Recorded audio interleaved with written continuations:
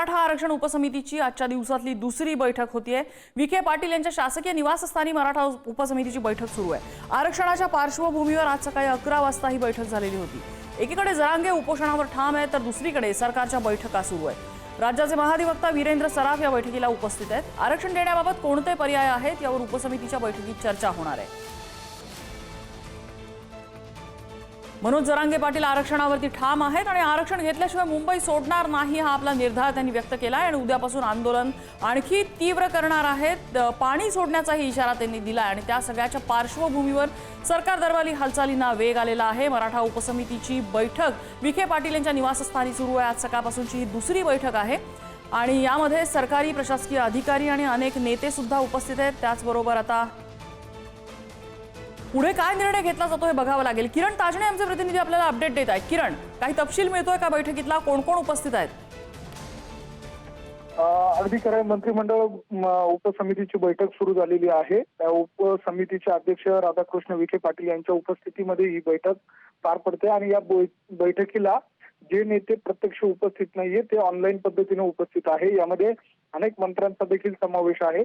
प्रामुख्याने जर बघितलं तर या बैठकीसाठी प्रत्यक्ष उपस्थित असलेले कोकण विभागाचे आयुक्त, त्यासोबतच सचिव आणि त्यानंतर काही वकील मंडळी उपस्थित आहे। शिंदे समितीचे जे प्रमुख आहे संदीप शिंदे हे देखील ऑनलाईन पद्धतीने उपस्थित आहे आणि महत्वाची बाब म्हणजे अटॉर्नी जनरल वीरेंद्र सराफ हे देखील प्रत्यक्ष या बैठकीला उपस्थित आहे। प्रामुख्याने जर बघितलं तर उद्यापासून मनोज जरांगे पाटील यांचं आंदोलन अधिक तीव्र होणार आहे। उद्यापासून त्यांनी पाणी सोडण्याचा इशारा दिलाय आणि या सगळ्या पार्श्वभूमीवर सरकार दरबारी या ज्या हालचाली आहेत त्यांना वेग आलेला आहे।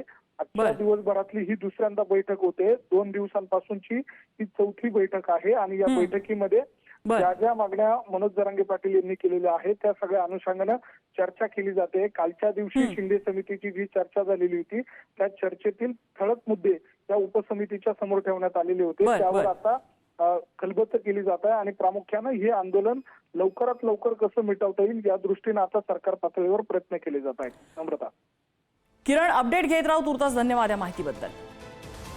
आज दिवसभरातली ही दुसरी बैठक होतीये मराठा उपसमितीची आणि काही पर्यायांवरती चर्चा केली जाते। काही तोडगा सापडतो का हे बघावं लागणार आहे आणि या सगळ्यावरती राजकीय प्रतिक्रिया सकाळपासून येत आहेत। आपण बघूया।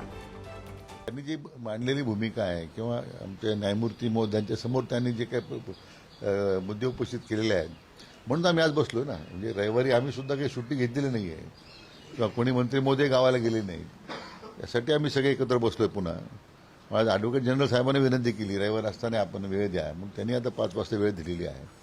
यासाठीच आम्ही सगळे एकत्र चर्चा करतोय की मार्ग निघावा म्हणून। आता उपसमितीच्या बैठकीमध्ये त्यांनी काय विचार केलेला आहे?